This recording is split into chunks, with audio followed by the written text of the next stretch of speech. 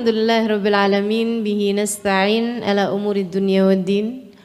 Wassalatu wassalamu ala asyrafil anbiya wal mursalin sayyidina wa maulana Muhammadin wa ala alihi wa sahbihi ajma'in. Subhanaka la ilma lana illa ma 'allamtana innaka antal alimul hakim. Rabbi shrah li sadri wa yassir li amri wahlul 'uqdatan min lisani yafqahu qawli. Amma ba'du. Alhamdulillah, teman-teman saudaraku sekalian, manusia itu terdiri dari 3 hal ya. Ada badannya, ada akalnya, sama ada hatinya. Begitu bukan? Kita disebut manusia tuh karena ada badannya. Kalau nggak ada badannya kita disebut makhluk halus. Karena ada badannya nih disebut manusia, begitu ya. Kita disebut manusia karena badan kita, kemudian karena akal kita. Kalau nggak berakal namanya orang apa? Orang gila ya. Tidak disebut manusia. Tidak jadi mukallaf, enggak berkewajiban untuk melaksanakan berbagai macam hal kalau otaknya tidak penuh. Gitu ya. Kemudian kita juga disebut manusia karena kita punya hati. Kalau enggak punya hati jadinya setengah manusia. Jadi orang jahat, jadi orang fasik, jadi orang yang nggak layak lah disebut manusia. Ulaika kal an'am balhum adall, katanya Allah Subhanahu wa taala, mereka ini kelihatannya aja manusia tapi lebih mirip kepada binatang ternak. Balhum adallu sabila, bahkan lebih sesat lagi. Jalannya lebih nggak bener lagi keadaannya gitu. Jadi kita disebut manusia karena 3 hal, badan kita, akal kita, sama hati kita. Nah, yang saya mau bahas sekarang adalah rejeki dari ketiga hal tersebut. Ya, kalau kita bilang Allahumma rizukni, ya Allah rezekikan untuk saya. Ya Allah kasih karuniakan rizki buat saya. Nah, ini banyak di antara manusia secara keseluruhan, banyak dari manusia secara umum itu kalau urusannya rezeki, kebanyakannya itu rezekinya rezeki-rezeki yang diperlukan sama badan gitu. Padahal ada rezeki yang jauh lebih penting daripada itu, yaitu rezekinya akal. Kemudian ada yang lebih penting lagi, yaitu rezekinya hati. Kita bahas rezekinya badan. Rezekinya badan itu yang paling utama, yang paling tinggi nilainya bukan uang, teman-teman, tapi kesehatan. Coba diingetin. Mauan mana jadi orang punya duit banyak tapi sakit? Atau sehat tapi gak banyak duit? Mauan mana? Sehat tapi banyak duit katanya. Itu iya ya. Tapi maksudnya rezekinya badan itu Bu, rezekinya sehat itu jauh lebih penting bagi badan kita daripada rezeki yang di luar badan gitu. Karena kan yang lain-lain ini kan di luar badan ya. Uang itu kan di luar badan, maksudnya bisa beli pakaian di luar badan, bisa beli tas, bisa beli yang lain-lain gitu kan, rumah misalnya dan lain sebagainya di luar badan. Yang paling utama bagi badan kita rizkinya adalah rizki sehat. Rizki sehat. Makanya sama Nabi diajarin kita buat minta sehat. Walaupun Nabi Muhammad bilang, "Lau araftum ma da'atallah 'alal ajdam latamannaitum an law kanu judama." Kata Nabi Muhammad, andai aja kalian tahu pahala dan kebaikan yang Allah Subhanahu wa taala berikan, pahala dan balasan yang Allah berikan bagi penderita kusta di dunia, nanti di akhiratnya, kalau aja kalian tahu balasan akhirat bagi para penderita kusta di dunia atau penderita penyakit lah, penyakit yang dianggap sebagai penyakit yang paling besar pada saat itu adalah sakit kusta ya, pada zamannya Nabi Muhammad SAW, kayak yang nggak ada obatnya gitu, terus hidupnya dalam keadaan hina gitu, kayak dipandang orang juga sebagai penyakit kutukan gitu kan. Tapi kata Allah, kata Nabi Muhammad SAW, kalau aja kalian tahu yang Allah kasih nanti di akhiratnya kepada penderita kusta, kalian akan berharap andai waktu hidup di dunia saya berpenyakit kusta. Kata Nabi Muhammad nih, walakinnal mu'min la yas'al ilal afiyah. Tapi bukan berarti kalian boleh minta sakit, kata Nabi Muhammad.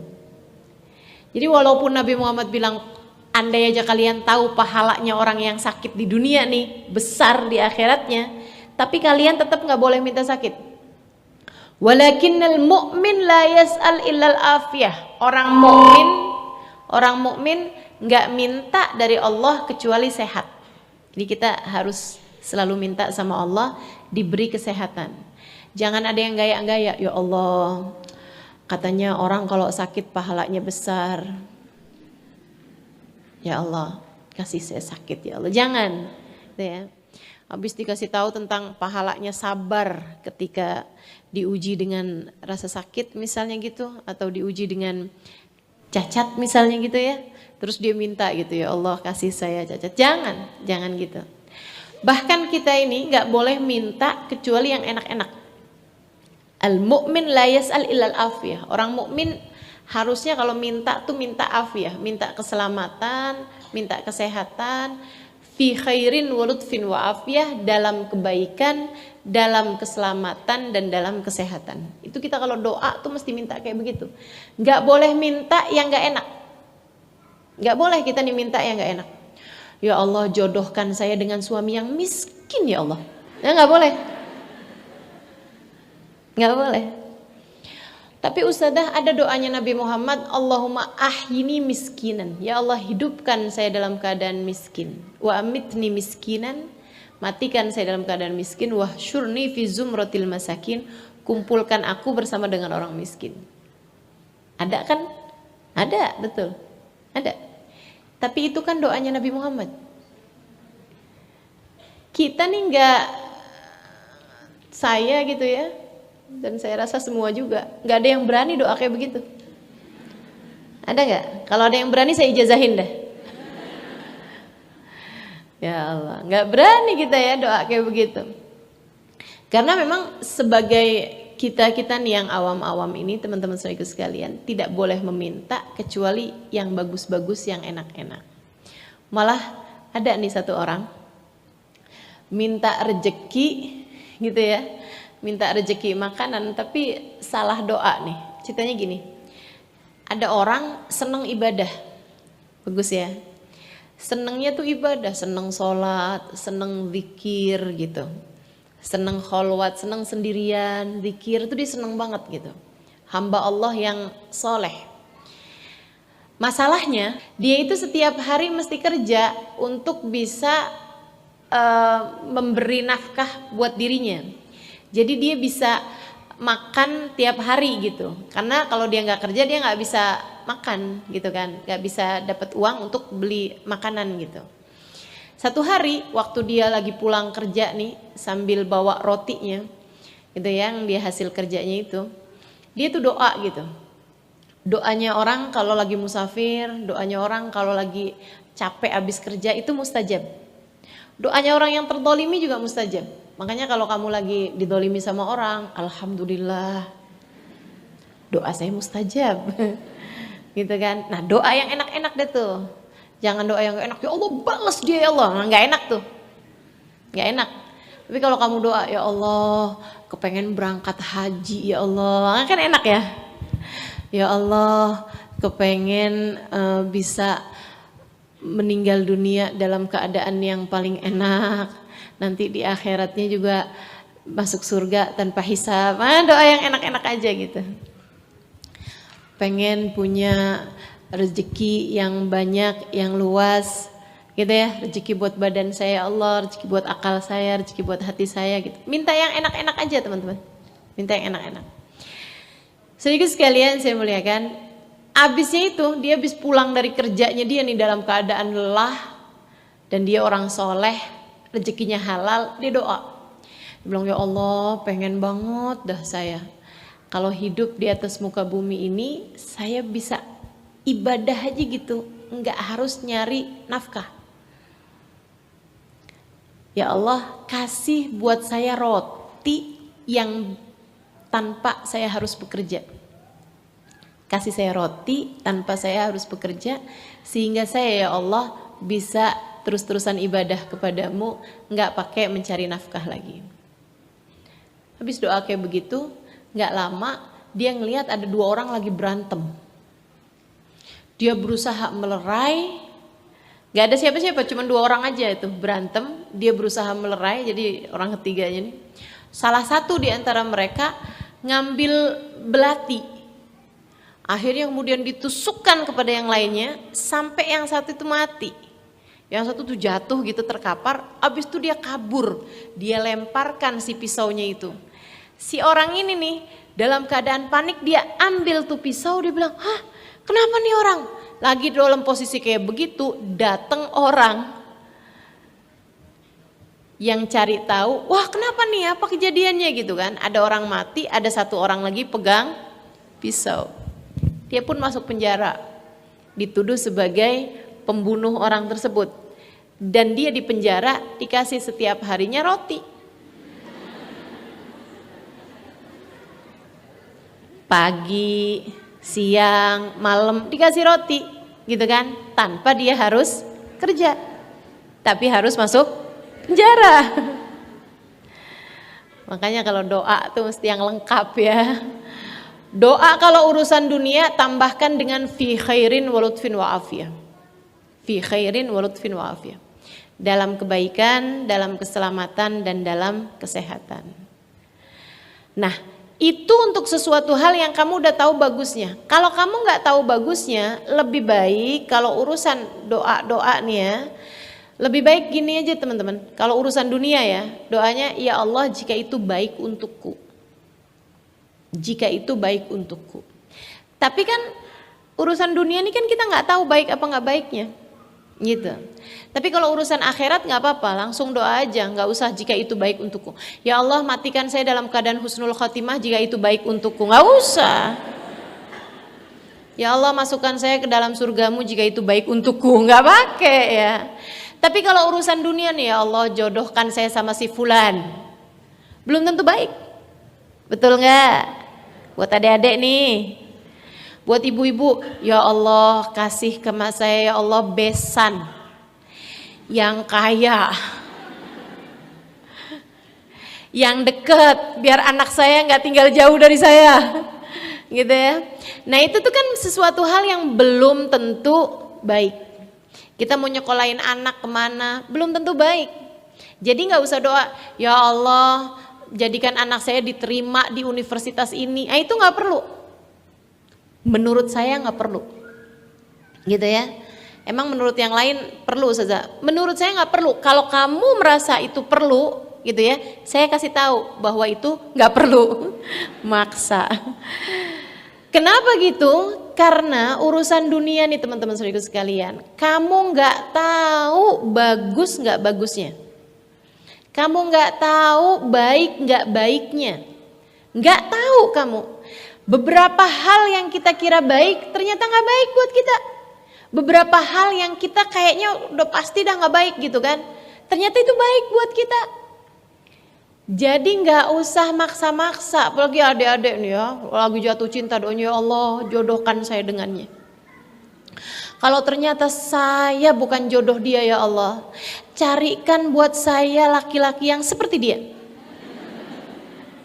Yang mukanya kayak dia, baiknya kayak dia, gitu ya, tingginya kayak dia,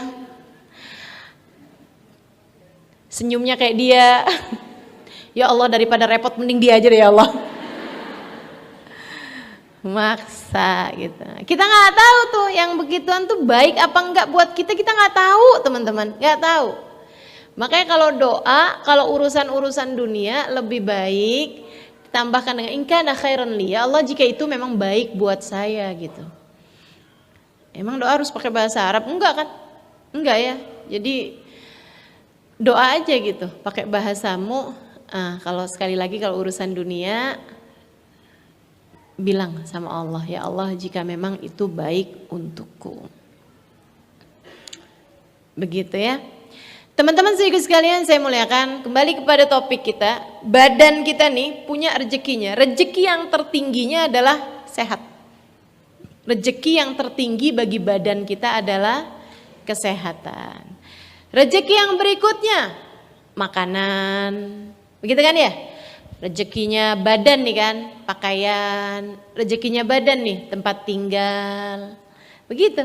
Itu rezeki-rezekinya badan. Nah, yang kayak beginian nih, kamu kalau doa mesti banget minta sama Allah rezeki yang halalan, thayyiban, mubarakan. Jangan asal banyak. Kalau minta sama Allah urusan rezeki jangan asal banyak. Ya Allah kasih saya duit yang banyak ya Allah. Yang sampai saya ngelihat nolnya tuh mesti ngitung gitu kan. Gitu ya. Ya Allah kasih saya harta yang gak bisa-bisa. Jangan asal banyak teman-teman. Harus pakai halalan, thayyiban, mubarakan. Kalau banyaknya itu terserah kamu. Kamu mau minta banyak, boleh. Mau minta gak usah banyak-banyak ya Allah, boleh juga. Gitu ya. Tapi saran saya mintalah cukup. Karena rezeki itu kadang-kadang ada ini yang dikasih banyak tapi gak cukup. Ada juga yang dikasih gak banyak-banyak tapi cukup. Nabi Muhammad salah satu doanya untuk mendoakan keluarganya, Allahumma ij'al rizqa ala nabi kafafa. Allahumma ij'al rizqa ala Muhammad kafafa. Ya Allah jadikanlah rizkinya keluarganya Muhammad ini, katanya Nabi Muhammad nih, kafafa, yang cukup aja ya Allah. Gak usah banyak-banyak, gak usah berlebih-lebihan. Nah saya kalau ngelihat urusan rezeki nih, urusan rezeki yang uang materi ya, saya ngelihatnya kayak ukuran kaki. Teman-teman sedikit sekalian, rezeki itu kayak ukuran kaki. Kamu gak usah iri sama yang kakinya gede. Ya, kamu kalau kayak ngelihat orang duitnya banyak gitu kan, terus kamu iri, itu sama aja kayak orang yang iri ngelihat kakinya orang gede. Ih, enak banget ya kakinya gede. Kayak gitu kan, enggak ya teman-teman saya sekalian. Rezeki itu kayak ukuran kaki. Nggak usah ngiri sama yang kakinya besar gitu kan. Kamu hanya perlu untuk cari sepatu, cari sendal seukuran kakimu. Gitu. Jadi kalau rezekimu banyak, ya silahkan pengeluarannya kamu banyakin gak apa-apa. Tapi kalau rezekinya sedikit, ya pengeluaran juga mesti sedikit, disesuaikan. Yang masalah sama orang-orang ini kan, di atas muka bumi nih masalahnya nih, sampai segala ada pinjol, segala ada crazy rich yang ditangkep-tangkepin, segala ada anak-anak perempuan nauzubillah yang menjual diri demi untuk tetap eksis di ininya ya, di kalangannya gitu. Teman-teman sedikit sekalian, ini masalah-masalah yang timbul di atas muka bumi ini karena ada orang-orang yang enggak ngepasin ukuran kakinya. Jadi dia kakinya gede tapi pakainya sempit. Nah itu jarang. Yang lebih banyak ini adalah orang kakinya kecil tapi pakai sepatunya gede. Yang ada akhirnya ya enggak bener gitu kan, ini mulu, nyeplos mulu, keluar mulu gitu, kayak nggak pakai sepatu akhirnya, kayak gitu. Itu rezeki itu kayak gitu. Dan saya kalau ngelihat nih ya urusan rezeki nih sama kayak gini loh, kayak air atau bahkan kayak api. Kalau sedang air tuh kalau sedang enak, mau dibuat masak ada, mau dibuat mandi ada, dipakai wudhu ada. Kalau kita punya air cukup, kan enak tuh. Tapi kalau airnya kebanyakan, yang ada banjir, tenggelam kita. Harta dunia tuh kayak gitu teman-teman. Harta dunia tuh kayak gitu. Yang dikasih banyak gitu ya. Terus kemudian apalagi sampai berani-berani sama yang haram, ini apa segala macam. Tenggelam. Itu urusan harta dunia tuh. Urusan harta dunia tuh kayak begitu. Dunia nih teman-teman sekalian sangat amat menenggelamkan, sangat amat melenakan. Saya punya cerita nih. Ini cerita favorit saya kalau ngelihat urusan dunia tuh kayak gitu. Saya setiap kali inget cerita ini, ngelihat kondisi-kondisi apapun gitu, berita-berita, kayak ngelihatnya ya ampun, sejarah nih berulang terus ya gitu. Selalu terjadi hal yang seperti ini di atas muka bumi ini. Gimana ceritanya? Sayyidina Isa alaihissalam, Nabi Allah Isa alaihissalam mau bepergian. Beliau kemudian ngomong sama umatnya gitu, ayo nih saya mau jalan, ada yang bisa nemenin saya enggak beberapa hari, sekian waktu gitu, sekian lama gitu. Akhirnya jadi beliau ngomong sama beberapa orang gitu. Beberapa di antara mereka lagi punya kesibukan, jadi satu orang, ayo saya deh, Nabi Isa nemenin. Oke, ayo kita jalan, kata Nabi Isa. Berangkatlah Nabi Isa sama orang ini. Tapi Nabi Isa ngerasa nggak aman nih, pengen tahu nih orang ini nih kayak apa gitu. Karena kan yang namanya teman bepergian itu kan nggak bisa asal-asal gitu ya. Kita mesti benar-benar cocok gitu kan. Apalagi beberapa hari gitu. Makanya sampai ada ucapan, kalau kamu pengen kenali orang, pengen kenal sama kepribadiannya orang, ajaklah dia bepergian. Nah itu kalau bepergian tuh kelihatan aslinya tuh. Apalagi dapetin hal-hal yang gak menyenangkan gitu kan ya. Ketahuan tuh siapa yang suka tidur mulu. Siapa yang, pokoknya ketahuan tuh. Yang suka ngomel-ngomel, yang suka marah-marah, yang suka dalam kondisi panik, dia kelihatan aslinya tuh kelihatan tuh kalau lagi bepergian. Nah nih Nabi Isa kemudian pengen tahu orang ini nih kayak gimana gitu kan. Nabi Isa itu bawa roti 3. Teman-teman, bawa roti 3. Dibungkus, ditaruh di satu tempat. Nabi Isa lagi baru awal perjalanan, Nabi Isa bilang, aduh ini saya sakit perut nih, saya pengen buang hajat dulu gitu. Saya titip ya ini. Dititiplah si roti itu. Nabi Isa melaksanakan hajatnya. Si orang ini ternyata adalah orang yang gak amanat. Ternyata adalah orang yang berani-berani sama hak miliknya orang lain. Ternyata orang ini adalah orang yang cinta dunia dan tidak mampu menguasai hawa nafsunya. Dia buka tuh bungkusan, dia lihat ada roti 3, lapar. Dia mikir, nih kayaknya titipan orang deh, nih kayaknya orang ngasih aja gitu sama Nabi Isa. Nabi Isa kayaknya gak tahu deh isinya berapa. Jadi dia makan satu roti tersebut, kemudian dirapiin lagi sama dia, tuh 2 roti dimasukin lagi. Habis itu Nabi Isa datang gitu kan, dia bilang, yuk kita jalan. Berangkat nih Nabi Isa. Dapat berapa perjalanan, kayak setengah jam atau apa, Nabi Isa bilang, wah mulai lapar nih saya, yuk kita istirahat dulu. Nabi Isa buka, rotinya ternyata tinggal 2. Heran Nabi Isa, ya udah deh, nggak mau mempermasalahkan. Orang tuh kalau lagi lapar jangan dipermasalahkan gitu. Jadi Nabi Isa makan 1, Nabi Isa kasih 1 roti itu ke orang tadi itu, temannya ini. Dia bilang yuk kita makan. Makanlah Nabi Isa. Habis saya makan, Nabi Isa bilang kayak gini, seingat saya tadi bawa roti 3. Orangnya udah mulai panik nih.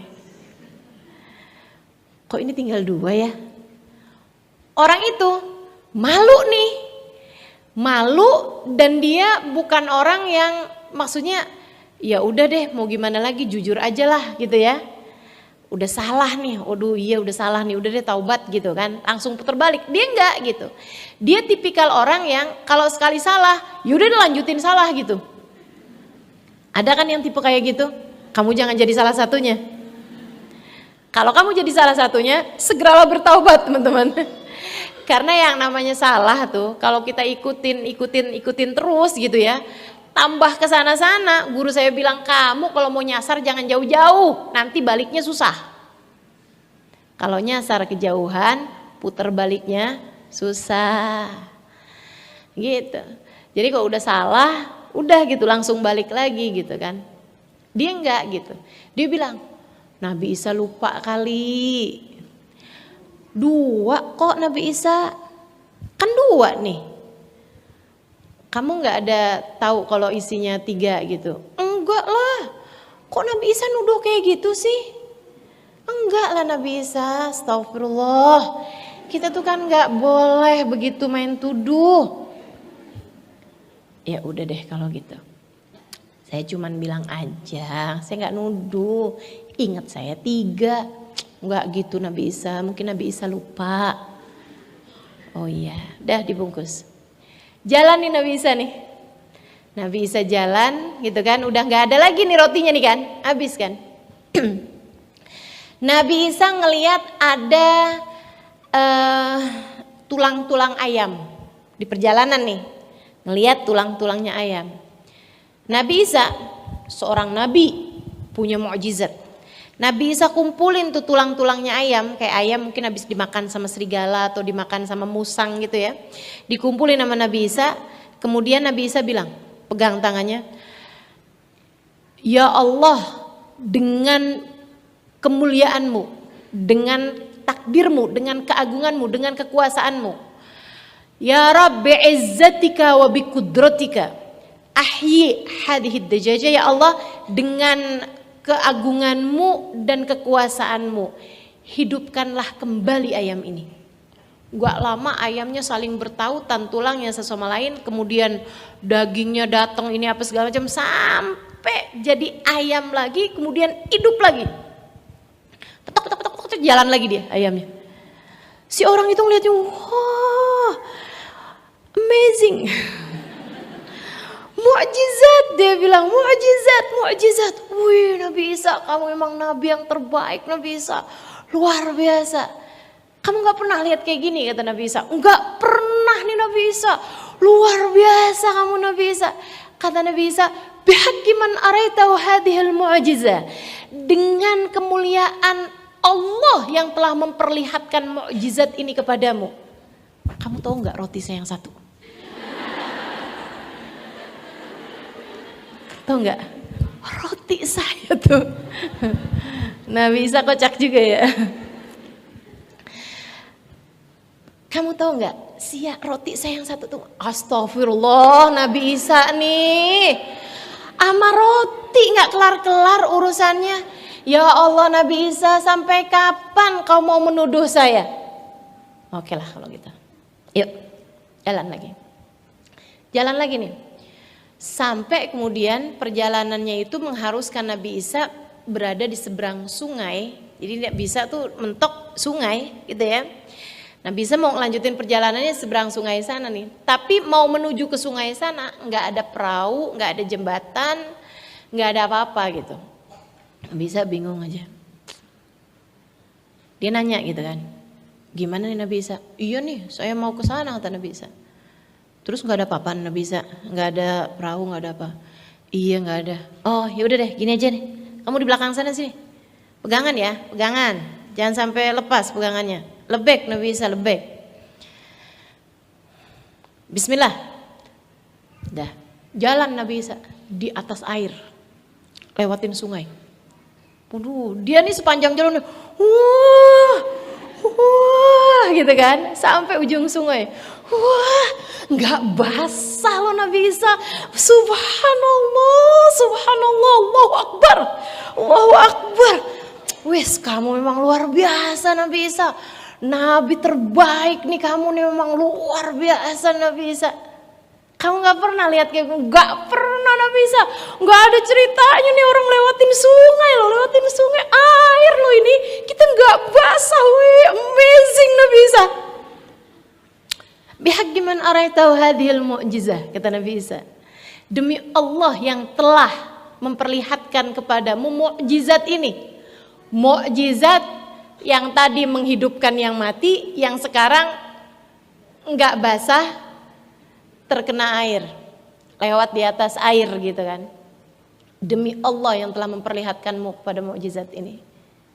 Kamu tahu enggak yang makan roti saya itu?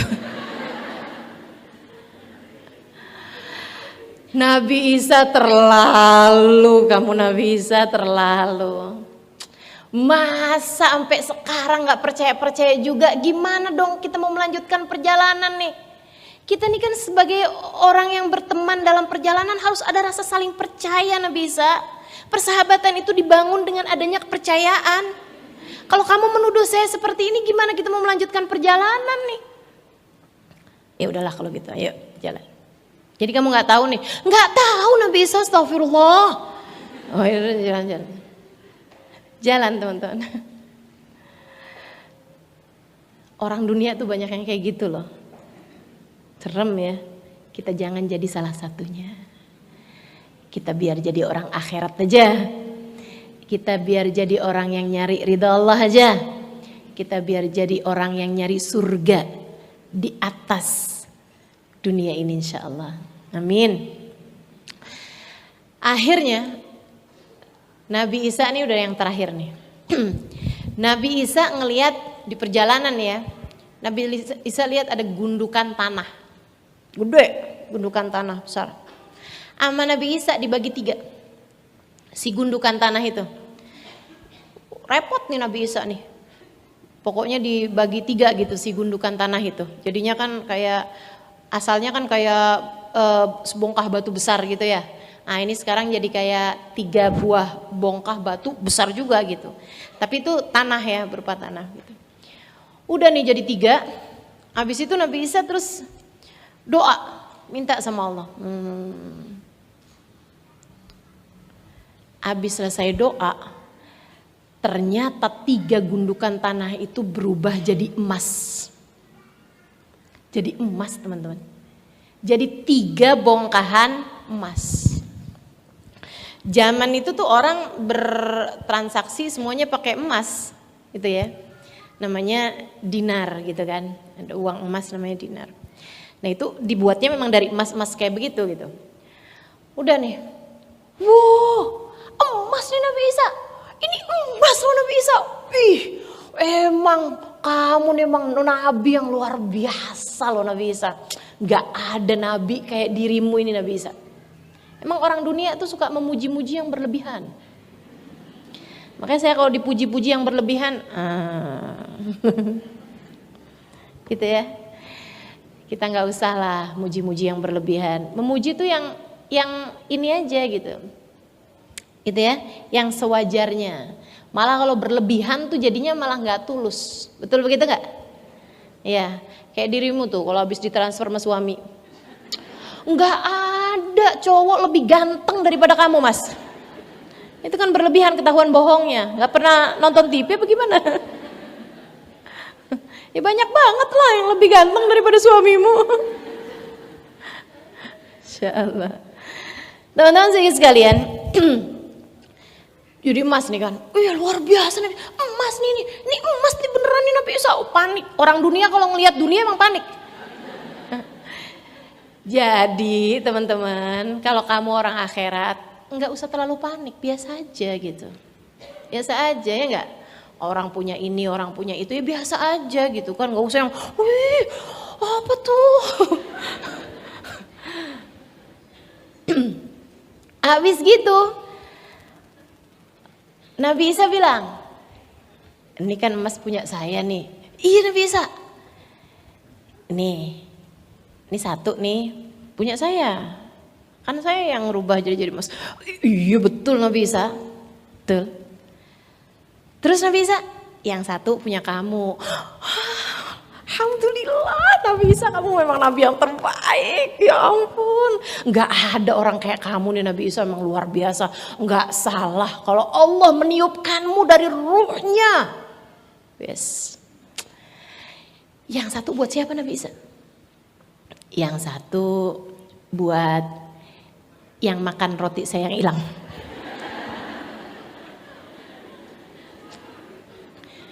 Ya Allah teman-teman, makanya saya kalau nonton TV gitu ya, ada orang asalnya kayak korupsi gitu kan, atau ada orang yang asalnya kelihatan kaya raya gitu, ketika kemudian terciduk menjadi mendadak menyesal dan mukanya gimana gitu, kayak sejarah terus berulang gitu, dunia tuh selalu kayak gitu tuh. Si orang ini begitu Nabi Isa bilang, yang 1 buat yang makan roti saya yang hilang. Itu dia langsung mukanya kayak berubah gitu. Kayak mau nangis gitu. Dia bilang, Nabi Isa, bukankah setiap kesalahan akan menemukan jalan penyesalannya? Bukankah Allah masih akan selalu membuka pintu rahmatnya dan ampunannya? Bukankah pintu taubat masih akan selalu terbuka, wahai Nabi Isa? Maksud kamu gimana? Dengan penuh penyesalan, Nabi Isa. Nabi Isa, saya harus berkata ini walaupun perih. Nabi Isa, sayalah yang makan roti kamu yang hilang. Sejarah selalu berulang, bukan? Untuk mendatangkan apa yang dia inginkan, orang tuh bohong mau, nangis mau, wah udah deh, segala macam lakonnya orang udah dikerjain semua buat kepentingan. Tuhan mereka tuh bener-bener kepentingan. Sampai guru saya Al-Habib Umar bin Hafid mengatakan, zaman sekarang kamu kalau mau tahu nilainya orang, nggak usah lihat tahajudnya, nggak usah lihat bacaan Qur'annya, nggak usah lihat sholatnya, puasanya. Kamu liatin aja, adepin sama duit haram. Adepin sama duit haram. Yang maunya sama duit haram, mau tahajudnya kayak gimana juga. Bukan orang yang punya nilai di sisi Allah. Gitu. Nih kalau diukur nih, di antara kita nih, siapa yang paling solehah di antara kita sebagai seorang istri? Yang istri ya. Saya bisa bilang bukan yang paling banyak tahajudnya, bukan yang paling banyak puasanya. Akan tetapi yang setiap suaminya bilang, maaf ya, kita lagi nggak dapet nih hari ini. Maaf ya, saya nggak bisa ngasih banyak sama kamu hari ini. Dia dengan senyum berkata, nggak apa-apa sayang. Rezeki kita kan semuanya dari Allah. Kalau hari ini nggak ada, besok-besok insya Allah Allah akan gantikan dengan yang lebih baik. Nggak apa-apa. Yang penting jangan pernah bawa masuk rezeki haram dalam rumah kita. Itu yang paling solehah. Itu yang paling solehah di antaramu teman-teman. Ama duit. Ketahuan nilainya orang tuh di hadapan uang. Bagaimana cara pandangmu terhadap uang? Itu ya. Mudah-mudahan Allah Subhanahu wa taala bikin hati kita benar-benar bersih insyaallah. Dari keinginan kepada selain Allah. Mudah-mudahan Allah jadikan hati kita menginginkan Allah di atas apapun. Menjadikan prioritas kita dalam kehidupan bukanlah dunia melainkan akhirat. Bukanlah kesenangan duniawi melainkan ridha Allah Subhanahu wa taala sebagai target tertinggi dalam kehidupan kita. Insya Allah. Nabi Isa habis dengar dia ngomong kayak begitu, kata Nabi Isa, ya udah dah kalau gitu dah. Dah semuanya ambil buat kamu. Oh gitu Nabi Isa. Dengan syarat kamu gak usah ikutin saya. Oh ya gak apa-apa Nabi Isa kalau gitu. Orang dunia gak paham kebersamaan dengan guru. Kebersamaan dengan orang soleh. Musahabatur rijali dawil wafa. Kata guru saya Al-Habib Umar bin Hafid. Naimul khuldi fidaril fana. Membersamai orang soleh, kenikmatan tertinggi yang ada di atas muka bumi ini. Membersamai orang soleh. Saat kamu bisa duduk di hadapan orang soleh. Saat kamu bisa mendengar ucapan orang soleh. Saat kamu bisa berguru dengan seorang wali min auliyaillah. Saat kamu bisa berguru dari salah seorang alim min ulamaillah. Para ulama-ulama Allah Subhanahu wa taala. Saat kamu bisa memandang wajah mereka, saat kamu bisa mendengar lisannya mendoakanmu, itu adalah hadiah tertinggi yang Allah Subhanahu wa taala berikan kepada seseorang di atas muka bumi ini. Bukan duit. Bukan duit, teman-teman. Bahkan bukan berlian, bukan tas branded, bukan apa? Mobil, bukan. Tuh. Orang ini nggak paham. Jadi kata Nabi Isa, ya udah kalau gitu ambil semua emasnya, tapi kamu nggak bisa temenan sama saya. Nggak bisa. Kita putus dari sekarang. Nggak apa-apa deh Nabi Isa. Nabi Isa jalan ninggalin orang tersebut. Teman-teman sekalian, Nabi Isa jalan sendirian akhirnya. Si orang ini bingung nih. Sekarang dia bingung gimana caranya bawa nih emas. Di hutan. Orang tuh banyak yang suka kayak begitu ya. Kayak teman-teman nih kadang-kadang main checklist belanjaan di Shopee. Habis itu bingung, ini mau belinya duitnya mana nih?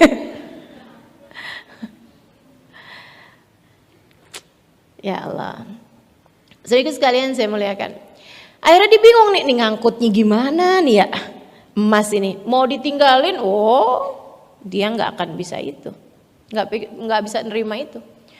Dia lagi duduk aja bingung mikirinnya nih. Tahu-tahu datang 2 orang perampok. 2 orang kayak penjahat gitu kan. Saya nggak tahu cirinya penjahat pada masa itu tuh kayak gimana gitu. Tapi kalau kita bisa bayangin sekarang kayak badannya gede, tatoan gitu kan. Kelihatan banget lah kalau dia memang orang ini gitu. Terus ada bekas-bekas carut-marut inian luka gitu kan. Kayak habis berantem gitu. Dia datang nih berdua nih. Duaan gitu. Masuk ke situ terus dia bilang, "Apa nih?" "Oh, emas nih." "Oh, emas. Emas nih kan? Jangan gitu, Bro. Tunggu dulu, Bro.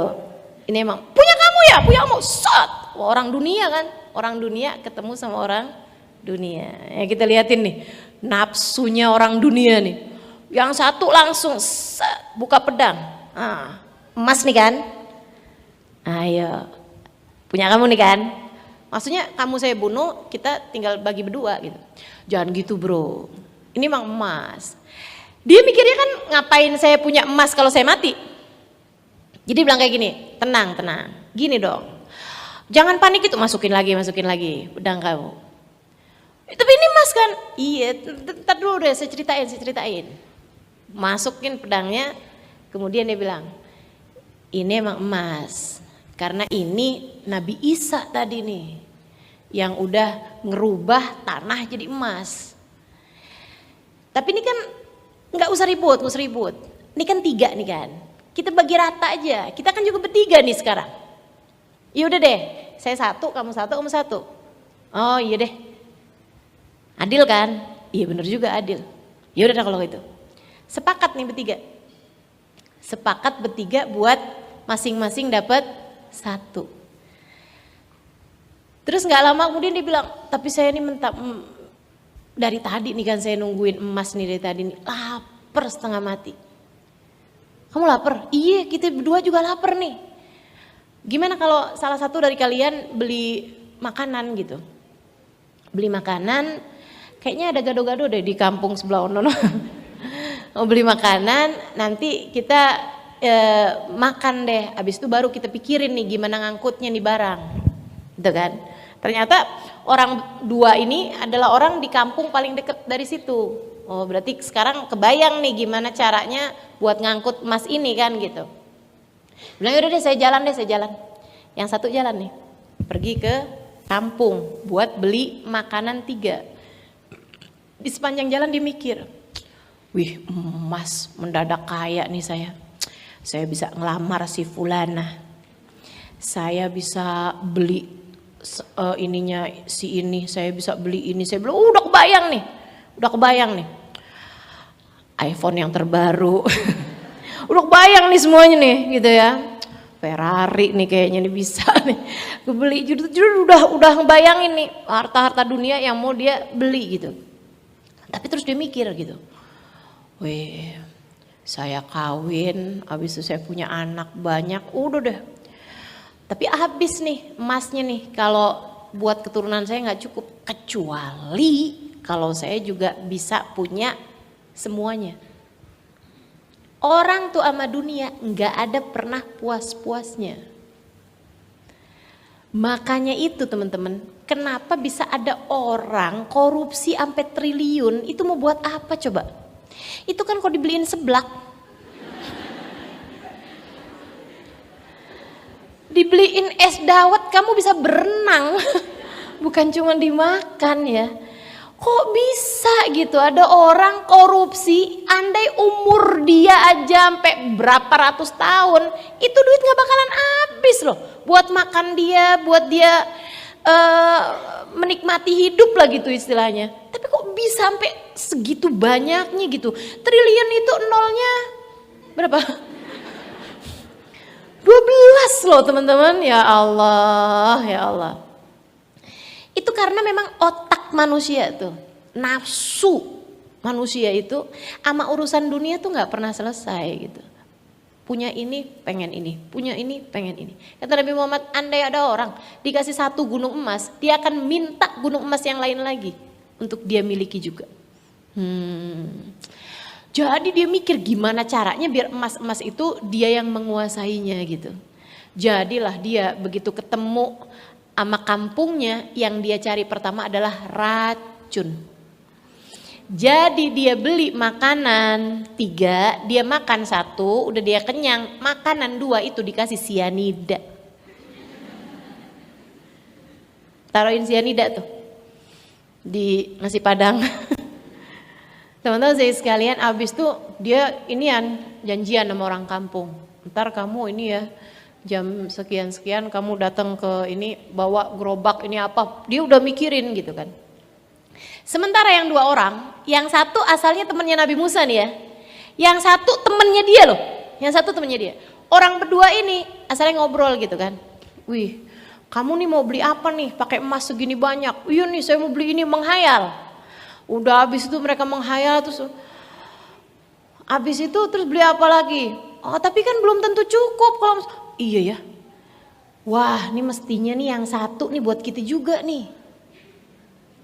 Ya udah dah, iya gimana tuh? Tapi itu kan teman kamu. Bukan, saya baru kenal. Wah, di hadapan kepentingan. Teman-teman, yang asalnya kenal jadi gak kenal. Saudara jadi gak saudara. Betul gak begitu? Pernah ketemu gak orang rebutan warisan sampai saudara kandung kayak musuh? Pernah ketemu? Tuh, di hadapan harta bisa sampai kayak begitu, di hadapan dunia tuh sampai kayak begitu. Ya Allah, orang tuh menghalalkan segala cara. Mudah-mudahan kita nggak pernah merasa perlu untuk berada di hadapan dunia. Mudah-mudahan yang ada di hadapan kita selalu adalah surga Allah Subhanahu wa taala. Amin. Gitu ya. Jadi kalau lagi orang-orang rebut-rebutan urusan dunia, udah kita bayangin aja, kita mah nggak lagi ada di hadapan dunia. Di hadapan saya surga Allah Ta'ala. Enak tuh, adem. Kan ya? Nggak ngerasa perlu buat ini-inian, buat rebut-rebutan. Kalau suaminya bilang, Dek, saya kayaknya mau ngasih ibu ya, mau ngasih saudara-saudara saya. Wah, begitu dia ngomong gitu, kamu jangan merasa kayak lagi dihadapkan dunia. Kamu kalau lagi merasa kayak dihadapkan dunia, langsung tuh. Tapi nanti buat bayaran sekolah anak kita gimana? Kalau anak kita bulan depan sakit gimana? Bulan depan sakit. Ngapain kamu pikirin sekarang ya? Ya Allah. Kalau nanti kamu masanya pensiun gimana? Padahal pensiunnya masih 10 tahun lagi. Umur kita nyampe ke situ aja belum tentu. Ya Allah. Tuh. Itu kalau kamunya mikirnya di hadapan kamu dunia kayak gitu tuh. Tapi kalau mikirnya di hadapan kamu surga Allah Subhanahu wa taala, alhamdulillah saya punya suami adalah anak yang berbakti sama ibunya. Alhamdulillah saya punya suami adalah orang yang sayang sama saudara-saudaranya. Tentu orang yang semacam ini pantas buat masuk surga Allah Subhanahu wa taala, dan saya sangat berbangga jika saya berada di belakang orang yang seperti ini. Iya Mas, keluarin Mas. Alhamdulillah, senang saya Mas. Berapa nih buat mertua? Sekian, kebanyakan tapi dihadapin dunia lagi berarti itu ya. Alhamdulillah mas, kalau perlu ditambahin, gitu. Kalau kita nggak menghadapkan diri kita kepada dunia. Akhirnya teman-teman saudara sekalian, mereka pun merencanakan akan membunuh si orang tadi ini. Jadi datanglah dia nih, bawa makanan yang sudah ditaruh racun. Hei bro, dapat nih makanannya. Wih enak banget nih, ada rendangnya nih. Udah gede banget dah, jangan sampai keliru lengkuas ya. Oh enggak, udah saya pastiin, dagingnya enak banget dah. Ayo nih makan nih silahkan. Kok cuma 2? Iya yang punya saya udah saya makan. Nggak tahan lapar saya. Oh ya udah dah kalau gitu. Ya udah silahkan.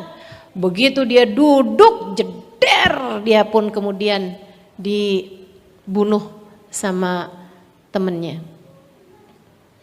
Mayatnya jatuh. Di situ mereka berdua ketawa-ketawa. Oh bagus deh nih, emas nih sekarang punya kita nih berdua nih. 3 nih sekarang punya kita. Iya nih, waduh, habis ini kita jadi kaya raya, semuanya jadi murah banget. Ayo deh kita makan. Waduh.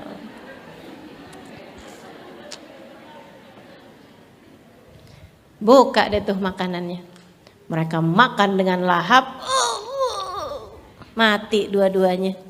Kena sianida tadi itu. Kena racun teman-teman. Masya Allah. Nggak lama kemudian Nabi Isa lewat di situ. Emasnya masih teronggok persis seperti waktu Nabi Isa meletakkannya, membaginya. Dan di depan emas tersebut ada 3 orang mayat. Ada 3 mayat bergelimpangan di sana dengan 3-3-nya, 1 bersimbah darah dan yang kedua mati dalam keadaan teracuni. Kata Nabi Isa, hakada fa'alatid dunya bi ashabiha, demikianlah dunia akan selalu memperlakukan para pecintanya. Maka Nabi Isa mengangkat tangannya dan berdoa, ya Allah, ubahkanlah emas ini menjadi tanah kembali agar ia tidak menjadi fitnah bagi umat ini. Akhirnya jadi tanah lagi. Nabi Isa jalan kemudian ninggalin tuh 3 mayat itu ya. Tuh kayak begitu tuh dunia tuh teman-teman, kayak gitu tuh. Jadi kalau kamu minta dunia yang benar, Allahumma rzuqni rizqan halalan thayyiban mubarakan. Ya Allah kasih kepada saya, anak saya, suami saya, keluarga saya, ya Allah, semuanya ya Allah, rizki yang halal, yang thayyib dan yang berkah. Yang berkah tuh yang kayak gimana? Yang bisa selalu membawa kebaikan. Tuh harta yang berkah tuh harta yang ziyadatul khair, berkah itu tambahnya kebaikan. Gitu ya. Kesehatannya dia pakai buat kebaikan-kebaikan. Hartanya dia pakai buat kebaikan-kebaikan. Harta yang haram, harta yang enggak berkah, jangankan harta yang haram, harta yang nggak berkah aja itu nggak bakalan bisa tuh dipakai buat hadir majelis, buat bikin majelis. Nah kalau kita bisa punya harta yang dipakai buat majelis keburu, dipakai buat sedekah keburu, dipakai buat berbuat baik sama orang lain keburu, dipakai buat nyekolahin anak keburu, dipakai buat nyenengin anak-anak misalnya gitu ya keburu, dipakai buat makan keburu, makanannya yang bergizi bagus, betul. Itu berarti hartanya adalah harta yang berkah. Kalau harta yang nggak berkah dibuat pergi majelis kayak nggak bisa gitu, nggak bisa dibuat nyumbang kebaikan-kebaikan itu nggak bisa gitu. Hartanya harta yang nggak berkah, soalnya harta yang nggak berkah itu kepakainya buat hal-hal yang nggak enak, buat kena tilang, buat apa namanya bayar apaan lah, kena apa gitu kan ya, terus mesti bayar gitu kan. Itu yang gak enak-enak tuh, dibawa pergi ke rumah sakit karena agak nabrak gitu misalnya, buat bayar ganti rugi ini, ganti rugi itu, pokoknya gak enak gitu, ngeluarin duitnya tuh gak enak. Tapi kalau harta berkah, ngeluarin duitnya tuh enak gitu, ngeluarin duitnya tuh sambil senyum. Kalau yang itu harta yang gak berkah, ngeluarin duitnya sambil kesel gitu.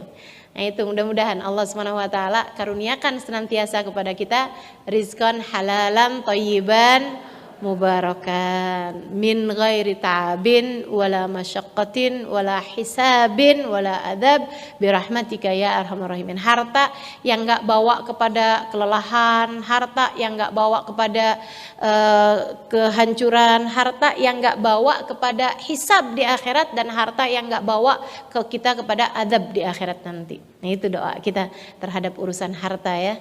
Birahmatika ya arhamar rahimin, bijudika ya juwadal ajwadin, innahu waliyyu dzalik wal qadir alaih. Begitu teman-teman. Nah, ini rezekinya badan. Gitu ya.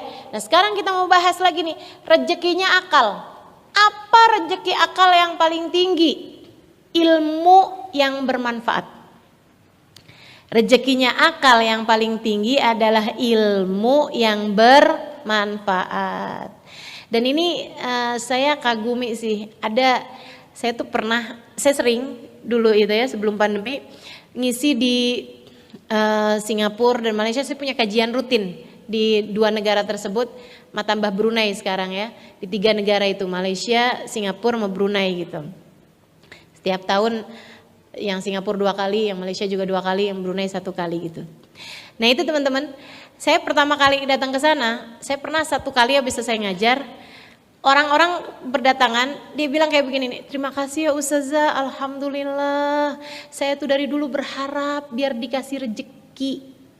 Hari ini saya dapat rezeki, dapat jumpa Ustazah. Saya ngelihatnya kayak yang rezeki, kayak agak aneh aja bahasanya, nggak biasa dipakai gitu sama orang-orang kita.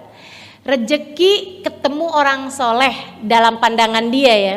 Rezeki dapat ilmu yang bermanfaat. Kamu suka menyebutnya sebagai rezeki apa enggak? Jarang-jarang ya kita menyebutnya sebagai rezeki. Padahal itu adalah merupakan salah satu dari rezeki-rezeki, dan bahkan merupakan rezeki yang nilainya lebih tinggi daripada rezeki yang larinya ke badan. Sebagaimana akal manusia tentu saja lebih berharga daripada badan manusia. Nilai orang kan di akalnya lebih tinggi daripada nilai orang di badannya. Lihatin aja, orang yang kerja pakai akal sama orang yang kerja pakai badan, dibayarnya mana mahal? Yang pakai akal teman-teman, karena memang akal nilainya lebih tinggi daripada badan. Karenanya rezeki berupa ilmu yang bermanfaat, yang bikin kita jadi tahu sama Allah, yang bikin kita ngerti sama Nabi Muhammad, yang bikin kita cinta sama Nabi Muhammad, bikin kita cinta sama orang-orang soleh. Itu adalah ilmu yang merupakan rezeki yang luar biasa besarnya yang Allah Subhanahu Wa Taala berikan kepada akal kita. Makanya mesti minta. Salah satu dari yang sering saya sampaikan kepada teman-teman dimanapun, termasuk juga kamu, mendoakan dirimu dan keluargamu. Ya Allah, karuniakanlah untuk hidupku ini ya Allah, guru yang dapat membimbingku mengenalmu dan mengenal Nabi Muhammad SAW. Minta teman-teman. Sebab Allah Subhanahu Wa Taala bilang, katanya Allah Subhanahu Wa Taala, wa man yudlilillah falan tajida lahu waliyan mursyida. Wa man yudlilillah, siapa yang dikehendaki sesat oleh Allah, siapa yang akan disesatkan oleh Allah, wa man yudlilillah falan tajida lahu waliyan mursyida, kamu tidak akan mendapati, wahai Nabi Muhammad, orang ini memiliki guru yang dapat membimbing kehidupan dia. Jadi orang kalau disesatkan sama Allah Subhanahu Wa Taala, Allah nggak akan kasih sama kehidupan dia guru yang dapat membimbing, gitu ya. Kamu mesti punya guru yang dapat membimbing kamu, yang bisa kamu ikuti jalan kehidupannya, yang bisa kamu dengarkan nasihat-nasihatnya. Ustazah, mesti 1 orang aja. Kalau guru yang kamu dengarkan petuahnya, yang kamu jadikan sebagai sandaran, sebagai patokan, nah itu 1. Yang lain-lainnya harus kamu dengarkan, gitu ya. Harus kamu ambil yang bagus-bagusnya, tapi patokannya 1 gitu. Jelas ya? Kayak orang tua teman-teman. Kamu yang baik-baik kan banyak, tapi apakah semua yang baik-baik adalah orang tuamu? Kan enggak. Orang tua 1 aja, ibu 1, bapak 1 gitu. Yang lain-lain ya bolehlah kita anggap sebagai paman bibi kita, kan gitu ya. Nah seperti itu, orang tua 1 gitu. Jadi guru itu mesti 1 yang kamu jadikan sebagai ibu bagi akal kamu, ibu bagi jiwa kamu. Satu. Selebihnya yang lain-lain itu kamu dengarkan, kamu ambil yang baik-baiknya. Kamu ambil semuanya. Semakin kamu punya guru yang banyak semakin bagus gitu. Kamu ambilin semuanya, kebaikan-kebaikannya. Tapi sekali lagi yang kamu jadikan sebagai patokan satu aja. Ustazah, taunya dari mana nih kalau ini dia nih guru saya gitu. Minta sama Allah. Kalau nggak minta, takutnya nggak dikasih. Itu ya. Minta sama Allah Subhanahu wa taala, teman-teman, dan mintakan pula hal tersebut kepada anak-anakmu. Karena nih zaman tidak menjadi semakin mudah. Kesian anak-anak kita kalau kemudian kebingungan. Kebingungan yang mana sih nih? Yang satu bilang ziarah makamnya para wali bagus, yang satu bilang haram, bid'ah, syirik. Nah, kan bingung. Betul nggak? Gitu kan? Jadi mesti ngikutin yang mana nih yang dia bisa pegang. Gitu, mesti ada pembimbingnya gitu. Dan untuk itu saya sangat sekali lagi menyarankan teman-teman untuk kalau doa tuh jangan minta urusan rejeki badan mulu gitu, rejekinya akal itu juga mesti kamu minta. Ya Allah, karuniakan kepadaku ilmu yang bermanfaat. Allahumma rzuqni ilman nafi'a. Minta ya Allah ilmu yang bermanfaat. Rabbi zidni ilma warzuqni fahma. Doanya Nabi Muhammad SAW. Tambahkan untuk aku ya Allah ilmuku, gitu ya. Dan karuniakan kepada aku pemahaman di dalam ilmu tersebut. Minta sama Allah guru untuk membimbing langkah kehidupanmu sehingga jelas arahnya menuju Allah Subhanahu wa taala. Tuh. Rezekinya akal, yang paling tinggi adalah ilmu yang bermanfaat. Ilmu yang bermanfaat, ilmu yang apa? Ilmu yang mendekatkanmu kepada Allah, ilmu yang mendekatkanmu kepada Rasulullah, ilmu yang mendekatkanmu kepada surga. Itu dia ilmu yang bermanfaat. Selain daripada itu, tidak mendekatkanmu kepada Allah, tidak pula mendekatkanmu kepada Rasulullah, tidak pula mendekatkanmu kepada surga, artinya mendekatkanmu kemana tuh? Ke neraka. Berarti itu bukan merupakan ilmu yang bermanfaat. Minta terus ilmu yang bermanfaat sama Allah Subhanahu wa taala. Kemudian yang terakhir, rizki buat hati kita. Ya. Apa rizki terbesar dalam hati kita? Nah, saya kasih tahu teman-teman saya sekalian. Rizki tertinggi dalam hati kita adalah iman. Ya, adalah iman.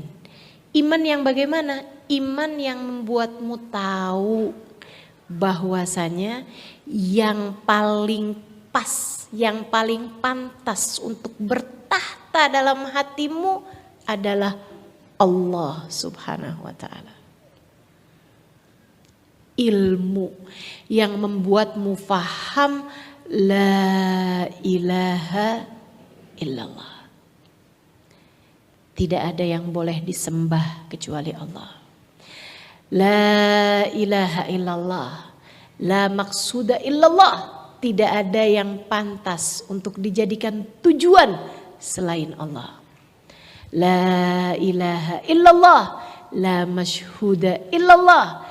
Tidak ada yang pantas untuk disaksikan. Tidak ada yang disaksikan selain Allah. Jadi dia ngelihat apapun ingat Allah. Lihat suaminya ingat Allah. Ini adalah seseorang yang telah Allah takdirkan menjadi jalan surgaku.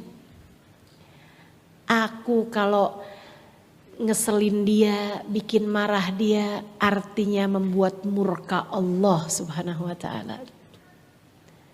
Maka aku akan menjadi istri yang solehah baginya. Sebab itu adalah apa yang diperintahkan Allah kepada saya. Ngelihat anak-anaknya ingat Allah. Gak cuma ingat dia adalah bin saya, dia adalah binti saya. Enggak hanya ingat itu. Akan tetapi dia ingat bahwa anak-anak saya adalah hambanya Allah. Saya bukanlah seseorang yang diberi anak saya, akan tetapi saya adalah seorang yang diamanati anak saya. Ini adalah amanat dari Allah Subhanahu wa taala untuk saya. Saya jaga, saya rawat, saya sayangi, saya cintai sehingga mereka semua dapat menjadi hamba-hamba Allah yang saleh-salehah.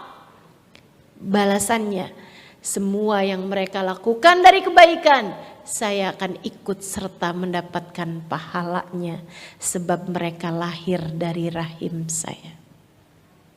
Gitu. Cara ngelihat anaknya gitu, hambanya Allah Subhanahu wa taala. Ngelihat semua teman-temannya, ngelihat mereka sebagai hambanya Allah, menyakiti hambanya Allah berarti membuat murka Allah Subhanahu wa taala kepadanya. Karenanya Sayyidina Imam Abdul Qadir Al-Jailani, Syekh Abdul Qadir Jailani, dia bilang fi bidayat amri kuntu atabarak hatta minal kilab. Saya di awal-awal pencarian diri saya di awal-awal saya mau jadi hamba Allah yang soleha, awal perjalanan saya menempuh mencari ridha Allah Subhanahu wa taala, saya mencari berkah bahkan dari anjing. Saya ngelihat anjing sebagai hambanya Allah, saya akan berbuat baik bahkan kepada anjing, bahkan kepada siapapun sebagai cara saya mencari ridha Allah Subhanahu wa taala. Enggak berani menyakiti bahkan anjing sekalipun. Apalagi manusia. Apalagi manusianya dianjing-anjingkan. Enggak berani. Bukan takut sama orang, bukan takut sama binatang, bukan takut sama yang punya. Takut sama yang punya. Tuh teman-teman sekalian, itu rizki tertinggi. Kalau kamu bisa punya hati yang seperti itu, ngelihat apapun, ngelihat siapapun, selalu ingat Allah Subhanahu wa taala, kamu telah dikaruniai rizki terbesar yang Allah Subhanahu wa taala berikan kepada hambanya di atas muka bumi ini. Ngelihat apapun ingat Allah. Pada saat itu nggak jadi beda antara dipuja sama dihina. Dia ngelihatnya suara Allah. Dia lihatnya sebagai pesan-pesan cinta Allah Subhanahu wa taala. Makanya para ulama tuh keren-keren. Ada yang dibilangin gini nih, hei anjing.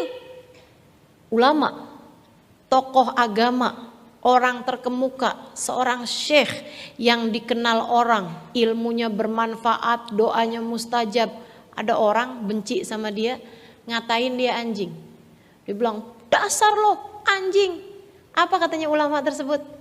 Makasih ya pujiannya. Saya gak muji kok. Puji kok, saya kedengarannya muji. Kenapa kamu bisa dengarnya muji?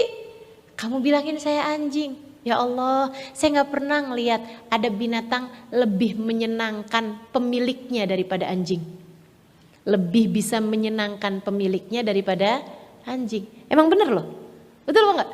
Gak ada binatang lebih nyenengin pemiliknya daripada anjing. Kalau dipelihara tuh ya ampun bisa segitu nyenenginnya. Buat pemiliknya, makanya pemiliknya kan dikasih nama, dikasih makan si anjing itu, sampai ada yang dikasih mobil anjingnya, sampai ada yang dikasih guru anjingnya, dikasih segala macam gitu. Karena emang nyenengin banget sama yang punya teman-teman. Sampai saya pernah dengar salah satu buat penghilang stres buat orang umum ya, buat orang umum.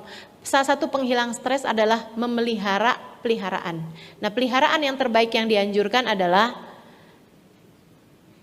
kucing, nomor satunya anjing, nomor tiganya perkutut, gitu ya, burung atau ikan, gitu kan. Makanya kemarin kan pas masa pandemi kan orang-orang banyak yang stres, akhirnya banyak yang pada pelihara ayam. Enggak deh, saya nggak pernah dengar pelihara ayam. Ada yang pada pelihara ikan, gitu kan. Apa tuh ikan apa tuh kemarin? Cupang, iya benar. Pada pelihara ikan cupang. Jadi katanya saya nggak pernah lihat ada binatang lebih menyenangkan pemiliknya daripada anjing. Saya berharap menjadi hamba Allah yang paling dapat menyenangkan kepada tuannya. Ya Allah, itu adalah doa terindah yang saya dengar pada hari ini. Terima kasih ya. Padahal cacian loh ini maksudnya. Kenapa bisa begitu hatinya? Karena selalu yang diingatnya adalah Allah. Ketika dengar ada orang ngomong kayak begitu, dia dengarnya pesan Allah gitu. Oh ya Allah, makasih ya Allah. Saya katanya kayak anjing yang paling menyenangkan buat pemiliknya, makasih ya Allah. Gitu dia. Luar biasa banget ya. Para hamba-hamba kekasih Allah Subhanahu wa taala. Sayyidina Ali Zainal Abidin dicaci maki orang, dasar kamu nih dajjal mal'un, wuduh segala macam deh, sumpah serapah gitu. Yang dengar senyumnya nggak hilang sampai orangnya itu selesai marah gitu. Habis itu terus orangnya bilang gitu, saya tuh dari tadi lagi marah-marah sama kamu loh. Sayyidina Ali Zainal Abidin bilang, iya, makasih ya. Kok makasih? Apa yang kamu sebutkan adalah sedikit dari aib saya yang kamu tahu. Yang disimpan di sisi Allah jauh lebih banyak lagi. Makasih ya Allah telah menutupi aib-aibku di antara hamba-hambamu. Gak ada bedanya antara dicaci sama dipuji. Gak ada bedanya antara dicela sama dipuja. Sebab mereka melihat semua yang ada di atas muka bumi ini adalah penterjemahan dari Allah Subhanahu wa taala pemiliknya. Adalah hasil-hasil gerakan dari sang penggerak sejati, yaitu Allah Subhanahu wa taala. Ketika dia ngelihat ada orang ngasih, dia ngelihatnya dari Allah, maka dia enggak terlalu memuji-muji yang memberi. Ketika ada orang enggak mau ngasih, itu dia ngelihatnya dari Allah, sehingga dia pun enggak sakit hati sama yang enggak ngasih. Biasa-biasa aja. Dia melihat Allah pada segalanya. Dia menatap Allah pada apapun yang ada di dalam semesta ini. Mereka pun menjadi orang-orang dengan akhlak yang terbaik. Mereka pun menjadi orang-orang dengan iman yang tertinggi. Mereka pun menjadi orang-orang yang hidupnya paling bahagia di dunia sebelum kelak di hari akhirat nanti. Mereka sudah hidup bersama dengan Allah di dunia. Maka apa yang membedakan bagi mereka antara dunia maupun akhirat? Apa yang membedakan buat mereka antara hidup ataupun mati? Sama-sama hidup dengan Allah kok. Sama-sama hidup bersama dengan Allah kok. Maka mereka enggak pernah takut mati. Bagi mereka sama aja. Dunia, akhirat sama aja. Kami adalah orang-orang yang sudah hidup bersama dengan Allah Subhanahu wa taala. Maka di dunia maupun di akhirat kami sudah hidup dalam surga kami sendiri. Rizki tertinggi teman-teman saudara sekalian. Kalau kamu dikasih rizki yang kayak begituan, itu udah gak ada nilainya lagi rizki yang datang di badan ataupun rizki yang datang di akal. Kamu sudah diberi rizki yang terbaiknya, yaitu kehadiran Allah Subhanahu wa taala. Pada saat itu hatimu menjadi hati yang paling luas. Pada saat itu kamu menjadi hamba Allah yang beriman, yang kata Allah Subhanahu wa taala dalam salah satu hadis qudsinya, lan yasa'ani ardi wala samai walakin yasa'ani qalbu abdiyal mu'min. Aku tidak muat di tempat sempit bumi, aku tidak muat di tempat sempit langit. Akan tetapi aku hanya muat di tempat luas tak terbatas, yaitu hati hambaku yang beriman. Hatimu pada saat itu, ketika Allah telah bertahta di sana, ketika hatimu telah dipenuhi dengan keimanan, teman-teman saudariku sekalian, menjadi tempat yang bahkan lebih luas daripada samudra. Ia bahkan lebih luas daripada bumi. Ia bahkan lebih luas daripada langit sekalipun. Mari menuju kepada rizki yang hakiki. Jangan konsentrasimu kepada rizki badanmu membuat lupa dirimu kepada rizki yang seharusnya kamu cari lebih daripada kamu mencari rizki-rizki yang buat badan ini, teman-teman. Yuk, terus deketin Allah, terus hadirkan Allah, terus berusaha ingat sama Allah, terus belajar dari para ulama-ulama yang telah menjadi ahli-ahli zikir, telah menjadi orang-orang yang mampu mengingatkan orang pada Allah Subhanahu wa taala. Terus bergerak menuju ketinggian. Terus bergerak menuju naiknya hatimu menuju Allah Subhanahu wa taala. Semoga Allah mengaruniakan kepada kita apa yang Allah Subhanahu wa taala karuniakan kepada hamba-hambanya yang soleh-soleha. Semoga Allah merizkikan kepada kita rizki-rizki indah yang telah dikaruniakannya kepada hamba-hamba yang tercinta di sisinya. Semoga Allah Subhanahu wa taala menjadikan kita menempuh di atas muka bumi ini kehidupan yang telah ditempuh oleh para hamba-hamba tercinta di sisi Allah Subhanahu wa taala. Ihdinas siratal mustaqim. Ya Allah, tempuhkanlah untuk kami jalan lurus-Mu, siratal ladzina an'amta alaihim, yaitu jalan yang telah ditempuh oleh hamba-hamba yang tercinta di sisi-Mu ya Allah. Hamba-hamba yang diberi rizki yang paling banyak, minan nabiyyin wasiddiqin wasyuhada wassalihin, yaitu rizki yang telah Engkau anugerahkan kepada para nabi, kepada para wali, kepada para syahid, dan kepada orang-orang saleh. Ya Allah, rizkikan pula kami rizki yang seperti itu. Ghairil maghdubi alaihim. Jangan berikan kepada kami rizki yang telah Engkau berikan kepada hamba-hamba yang termurkai di sisi-Mu, waladhdallin, ataupun rizki yang Kau berikan kepada orang-orang yang telah tersesat jalannya ya Allah. Allahumma rabbana atina fid dunya hasanah wa fil akhirati hasanah wa qina adzabannar.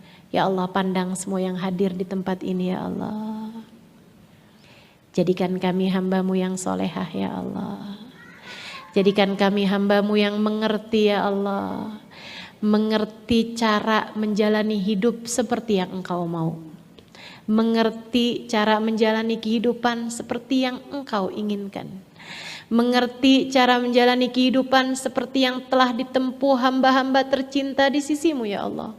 Allahumma ya Allah, tempuhkan untuk kami jalan kehidupan seperti yang telah ditempuh baginda kami Nabi besar Muhammad sallallahu alaihi wasallam. Ya Allah, sertakan langkah kaki kami di belakangnya. Sertakan langkah kaki kami di belakangnya. Jadikan kami ya Allah dapat sholat sesuai dengan caranya. Dapat puasa sesuai dengan cara puasanya. Dapat berzikir sesuai dengan zikirnya. Membaca Al-Quran seperti caranya. Makan, minum seperti caranya ya Allah. Tidur, bergerak seperti caranya ya Allah. Allahumma ya Allah, tempuhkan untuk kami kehidupan seperti kehidupannya Nabi besar Muhammad sallallahu alaihi wasallam. Jadikan langkah-langkah kami di belakangnya ya Allah. Jadikan Nabi Muhammad sebagai imam dalam kehidupan kami. Jadikan kami ya Allah makmum yang baik bagi Nabi Muhammad sallallahu alaihi wasallam. Allahumma ya Allah, tempuhkan untuk kehidupan kami ya Allah. Jalan hidup yang Engkau telah tempuhkan bagi hamba-hamba-Mu yang tercinta di sisi-Mu ya Allah. Para nabi-nabi-Mu, para perempuan-perempuan solehah di atas kami ya Allah. Ya Allah, ya Allah. Jadikan kami dapat menjalani kehidupan seperti yang telah ditempuh Sayyidah Khadijah, seperti yang telah ditempuh Sayyidah Fatimah, seperti yang telah ditempuh Sayyidah Aisyah dengan ilmunya, seperti yang telah ditempuh Sayyidah Fatimah dengan kebaikan hatinya, seperti yang telah ditempuh Sayyidah Khadijah dalam perjuangannya. Allahumma ya Allah, ya Allah, ya Allah. Jadikan kami senantiasa berada di belakang para ulama-ulama-Mu ya Allah. Para ulama-ulama-Mu ya Allah, bukan ulama-ulama dunia ya Allah. Para ulama-ulama-Mu ya Allah, yang jalan mereka, langkah mereka menuju-Mu ya Allah. Jadikan kami berada di belakang mereka ya Allah. Allahumma ya Allah, jika Engkau lihat salah seorang di antara kami atau ada orang-orang di antara kami yang jalannya belum ada di jalan ini ya Allah, jalan para nabi, jalan para wali, jalan para ulama, jalan orang-orang terkasih di sisimu. Ia masih begitu sibuk dengan dunianya, ia masih begitu sibuk dengan hartanya, ia masih sibuk dengan apa yang menurutnya penting, padahal ia tidak penting di sisimu ya Allah. Angkat ia ya Allah, angkat ia ya Allah. Jadikan ia berada di jalan ini ya Allah. Rizkikan untuknya ya Allah, rizki yang baik bagi badannya, rizki yang baik bagi akalnya, rizki yang baik bagi hatinya. Allahumma ya Allah, rizkikan bagi kami semua rizki yang halalan, thayyiban, mubarakan.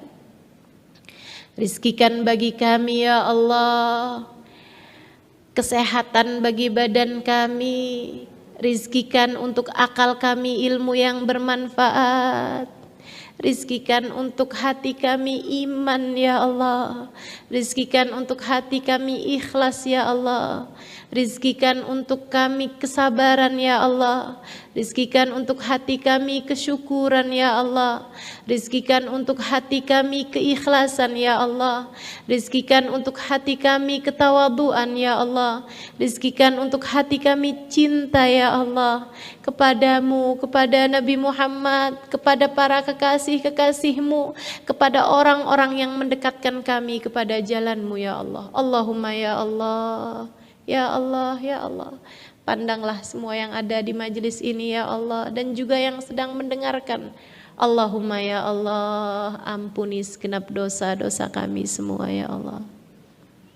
Ampuni segenap dosa-dosa kami ya Allah. Maafkan ketidakmengertian kami selama ini ya Allah. Maafkan kesibukan kami yang tidak untukmu selama ini ya Allah. Maafkan kelalaian kami atas tujuan kami selama ini ya Allah. Maafkan atas segala kebodohan dan kedunguan kami selama ini ya Allah. Maafkan atas cinta di hati kami kepada dunia selama ini ya Allah. Maafkan atas cinta harta di dalam hati yang begitu menguasai kami selama ini ya Allah. Maafkan atas cinta kepada manusia selama ini yang begitu menguasai hati kami ya Allah. Allahumma ya Allah, ya Allah, ya Allah. Kepada Engkau kami memohon ya Allah, pandang hati kami, kasihanilah ia ya Allah. Pandang hati kami, kasihanilah ia ya Allah. Jangan biarkan ia terjebak pada cinta yang salah ya Allah. Jangan biarkan ia terjebak pada cinta dunia ya Allah. Jangan biarkan ia terjebak kepada mencintai seseorang yang tidak halal baginya ya Allah. Allahumma ya Allah, ya Allah, ya Allah. Jadikan hati kami mencintaimu ya Allah. Jadikan hati kami mencintaimu ya Allah. Ya Allah, kami berharap padamu. Berkenanlah untuk ada di hati kami ya Allah. Karuniakan untuk hati kami cinta kepada Nabi-Mu Muhammad sallallahu alaihi wasallam, manusia terkasih di sisimu ya Allah. Allahumma ya Allah, ya Allah. Kenalkan kami kepada Nabi Muhammad ya Allah, dan kenalkanlah Nabi Muhammad kepada kami ya Allah. Dekatkan kami kepada Nabi Muhammad ya Allah, dan dekatkanlah Nabi Muhammad kepada kami ya Allah. Cintakan kami kepada Nabi Muhammad ya Allah, dan cintakan Nabi Muhammad kepada kami ya Allah. Rindukan hati kami kepada Nabi Muhammad ya Allah, dan rindukanlah hati Nabi Muhammad kepada kami ya Allah, sehingga kami dapat berkumpul bersamanya kelak di akhirat nanti ya Allah. Sehingga mata kami dapat memandang indah wajahnya kelak di padang mahsyar nanti ya Allah. Sehingga hidung kami dapat mencium wanginya, sehingga telinga kami dapat mendengar ucapannya ketika berkata, Rabbi salim ummati, ya Allah selamatkanlah umatku. Allahumma ya Allah, hingga lisan kami dapat berucap salam langsung di hadapannya dan berkata seperti yang senantiasa kami ucapkan selama ini, Assalamu alayka ayyuhan nabi wa rahmatullahi wa barakatuh. Allahumma ya Allah, dan izinkan telinga kami mendengar jawaban darinya ya Allah. Allahumma ya Allah, hidupkan kami dalam jalan takwa. Jangan biarkan kami tersesat jalan ya Allah. Jangan biarkan kami selalu berada dalam kubangan dosa ya Allah. Tarik diri-diri kami ya Allah.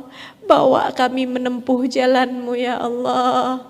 Ihdinas siratal mustaqim. Tempuhkan kami jalan lurus-Mu ya Allah.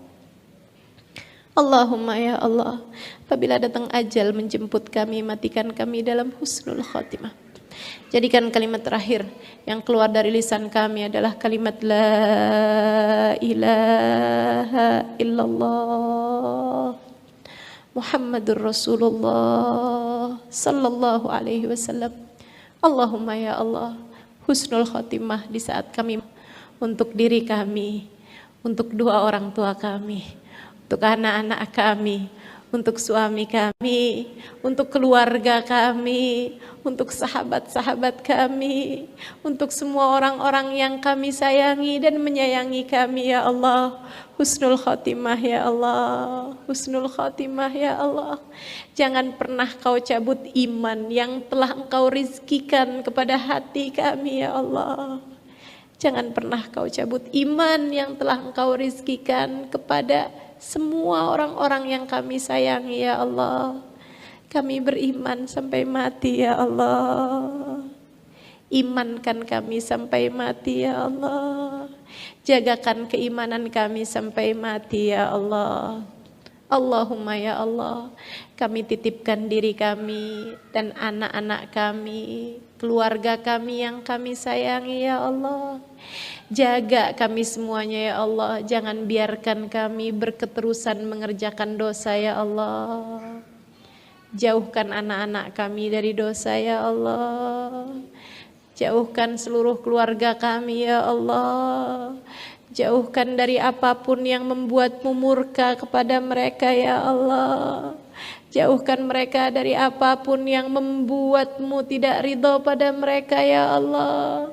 Jauhkan apapun yang menghalangkan mereka dari-Mu ya Allah. Allahumma ya Allah, inilah hajat-hajat kami ya Allah. Kabulkanlah sebagaimana yang Engkau janjikan, sebab kami telah meminta seperti yang Kau perintahkan. Rabbana atina fid dunya hasanah wa fil akhirati hasanah wa qina adzabannar.